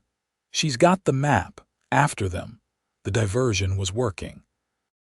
Already, several riders were mounting up to pursue them, diverting attention and firepower from the shack. Owen helped Bridget onto one of the horses, then swung onto the other. Without a moment's hesitation, they kicked their mounts into a gallop, heading east into increasingly rugged terrain where they hoped to lose their pursuers. Behind them, they could hear Hollister shouting orders, organizing a pursuit party while maintaining the siege of the line shack. The pounding of hooves told them at least half a dozen riders were giving chase exactly as they had hoped. For nearly an hour, they rode hard, pushing their borrowed horses to their limits. The terrain worked to their advantage, allowing them to use narrow passes and steep inclines to slow their pursuers. Yet each time they thought they might have lost them, the sound of pursuit would reach their ears once more. "They're persistent," Bridget called to Owen as they paused briefly to let their winded horses rest in the shelter of a rock overhang. "And they know this country better than we do." Owen scanned the horizon, noting the position of the sun and the lay of the land. "We need to find a defensible position before dark," he decided. "Somewhere we can make a stand if we have to." As they prepared to mount up again, the distant crack of a rifle froze them in place. It had come not from behind where their pursuers were, but from ahead, the direction they were heading. "More Hollister men," Bridget whispered, her hand moving to her gun. Owen shook his head slightly, his expression intent as he listened. Different sound, sharper. Military rifle, not a cowboy's carbine. The rifle cracked again, followed by the unmistakable sound of a bugle call, the cavalry's charge signal. Owen's face broke into a rare, broad smile. "Marshal Earp," he said with certainty, "and he's brought the cavalry with him." They mounted quickly and rode toward the sounds of battle, staying cautious but moving with renewed purpose. As they crested a rise, the scene below confirmed Owen's prediction. A detachment of U.S. cavalry engaged with what appeared to be the remainder of the Hollister gang. At the center of the action, a tall figure in a marshal's duster was directing the soldiers with calm authority. James Earp, Owen identified him for Bridget. Wyatt's cousin, as I mentioned, one of the best lawmen in the Western Territories. They approached carefully, identifying themselves before riding into the midst of the confrontation. Marshal Earp greeted Owen with a nod of recognition. "Zachary, should have known you'd be in the middle of this mess." His sharp eyes took in Bridget. "Miss Taylor, I presume." "The stage driver reached Genoa with your story just as I was arriving from Carson City. Fortunate timing." "The others," Bridget said urgently. "They're still at the line shack, under siege by the rest of Hollister's men and Sanderson's forces." Earp immediately dispatched half his cavalry unit to relieve the shack, while organizing the remainder to secure the captured outlaws. Among those already in custody, Bridget recognized several of the men who had attacked them in Tonopah Junction. "Hollister himself?" Owen asked. "Still at large," Earp replied grimly. "But not for long. We've got men coming in from every direction he's boxed in." As they spoke, riders appeared from the direction of the line shack. Cooper and Tom, along with Commissioner Wallace and Michael, all looking battered but triumphant. Behind them rode cavalry troops escorting more prisoners. The reunion was joyful but brief, as Earp pressed them for full statements regarding the conspiracy. Wallace produced the locket with its precious map, officially taking it into federal custody as evidence. "Sanderson?" Owen asked Cooper as they compared notes. "Captured, trying to slip away while Hollister kept us pinned down," Cooper reported with satisfaction. "Sheriff Dawson, too. They'll hang for this or at least spend the rest of their lives in prison." As night fell, they made camp with the cavalry unit, the immediate danger past but the work of justice just beginning. Statements were taken, evidence cataloged, and plans made for transporting the prisoners to Carson City for trial. In a quiet moment by the campfire, Owen found himself sitting beside Bridget, watching as she stared thoughtfully into the flames. "Penny for your thoughts," he said softly. She smiled, though her expression remained pensive. "I was thinking about my father. About how all of this started with his decision to keep that claim secret." She looked up at Owen. He must have known the danger it represented, known that men like Sanderson would stop at nothing to control it. "He was protecting you and Michael," Owen suggested. "Waiting for the right time, perhaps, or for the right people to help ensure the claim was used for good, not exploitation." Bridget nodded slowly. "Commissioner Wallace said he's going to recommend that part of the claim be designated as protected federal land, the watersheds and grazing areas Pa identified in his reports. The mining will be regulated to prevent the kind of abuses Sanderson was planning." "A fitting tribute to your father's vision," Owen said. They sat in companionable silence for a while, each lost in their own thoughts as the events of the past days began to settle into perspective. Finally, Bridget turned to Owen, her expression serious. "What happens now?" she asked. "With Hollister captured or on the run, your bounty hunt is over. Will you move on to the next one?" Owen studied her face in the firelight, seeing the question behind the question. "I don't know," he admitted. "For a long time the hunt was all that mattered.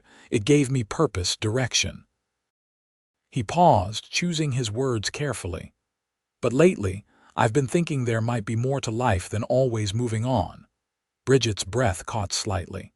Such as rebuilding a certain ranch outside Tonopah Junction," Owen suggested, his voice low and intimate. "Raising cattle, maybe horses too. having a place to call home after all these years of drifting. Hope bloomed in Bridget's eyes, but she tempered it with practical considerations.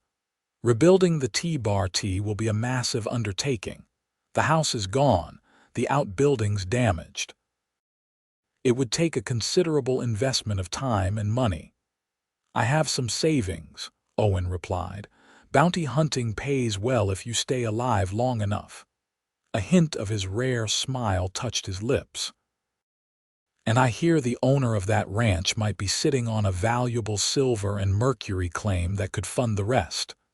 Bridget laughed softly, the sound warming Owen more than the nearby fire.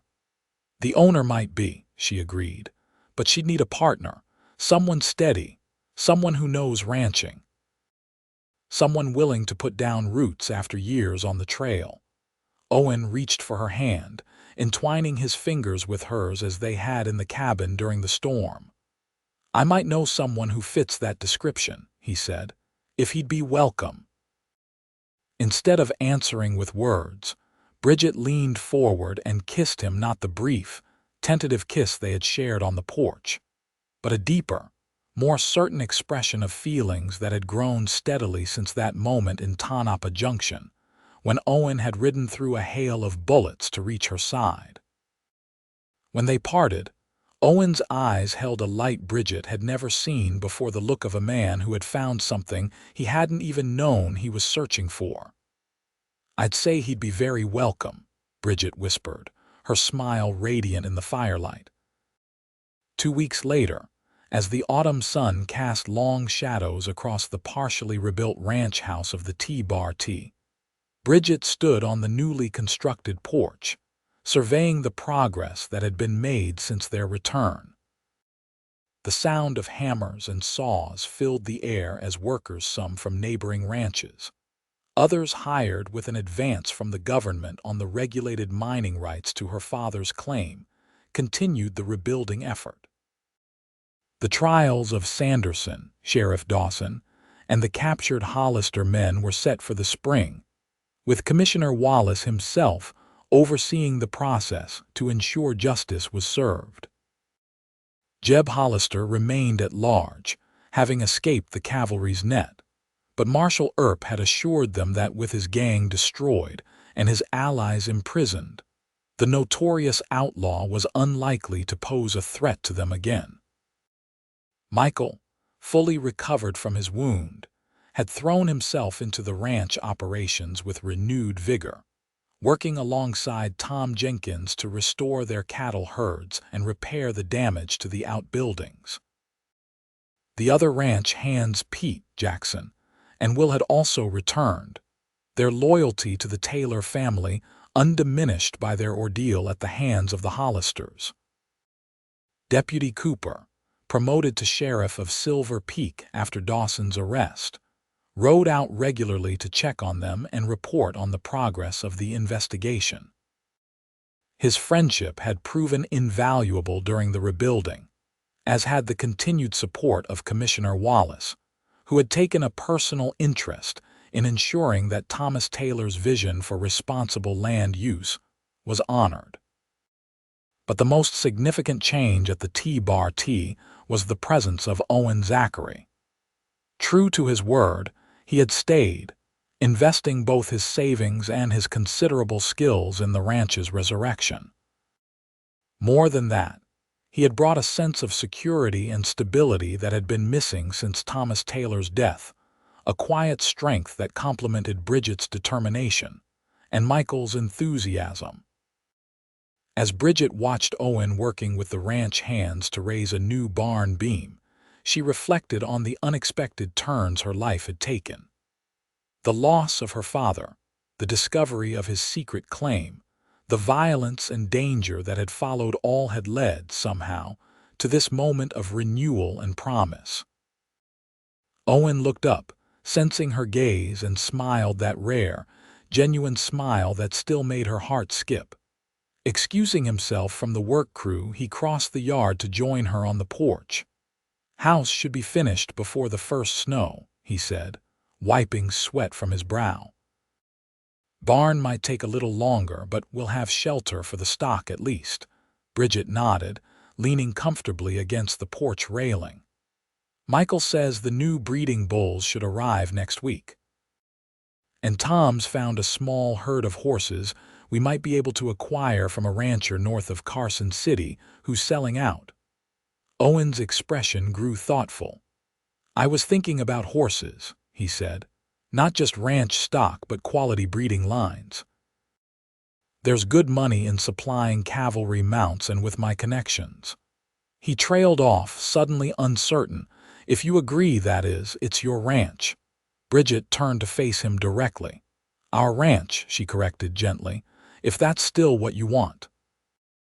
Owen's hand found hers, his calloused fingers warm against her skin. It is, he said simply. More than I've wanted anything in a long time.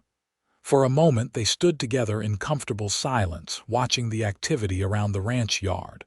Then Bridget spoke again, her voice soft but clear. Marshal Earp sent a telegram yesterday. He's offering you a position as a deputy U.S. Marshal based in Carson City. Owen looked surprised. He didn't mention he was considering that when we spoke in his office. It would be steady work, Bridget continued, more stable than bounty hunting. But it would also mean time away from the ranch. She hesitated. I told him I'd give you the message, but that you had other commitments now. A question hovered in her words, not just about the marshal's offer, but about Owen's intentions, his readiness to truly settle in one place after years of constant movement. Owen recognized the unspoken concern behind her carefully neutral tone. You told him right, he said firmly. My bounty hunting days are over. My place is here now. He paused, then added with characteristic directness, with you, Bridget, if you'll have me. The simple declaration, spoken without embellishment or flowery language, touched Bridget deeply. It was quintessentially Owen, honest, straightforward, and true. I'll have you, Owen Zachary, she replied, her voice rich with emotion. Today and all the days to come. His arms encircled her then, drawing her close as his lips found hers in a kiss that sealed their commitment more effectively than any formal vow.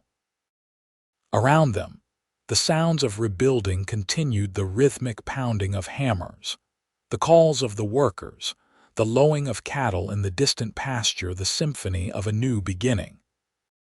When they parted, Owen kept his arms around her, his expression more open and relaxed than Bridget had ever seen it. There's something I've been meaning to ask you, he said. That day in Tonopah Junction when I rode out to help you and your brother, what made you trust me? You knew nothing about me, yet you followed my instructions.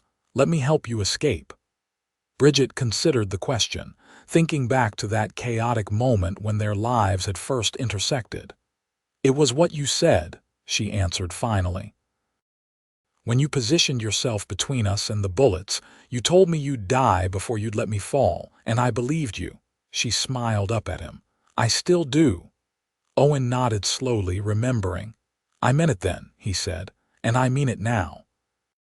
In that moment, as the autumn sun gilded the newly raised beams of their home, Owen and Bridget stood at the threshold of a future neither could have imagined just weeks before, a future built not on silver claims or bounties, but on the more precious foundation of love, trust, and shared purpose. The road ahead would not always be smooth, but they would travel it together, their bond forged in the crucible of danger and strengthened by the promise of tomorrow. And in the years that followed, as the T-Bar T flourished once more under their joint stewardship, the story of the bounty hunter who rode between the bullets would be told and retold, a testament to the courage, sacrifice, and unwavering devotion that had transformed two separate journeys into one shared path, stretching toward a horizon bright with possibility.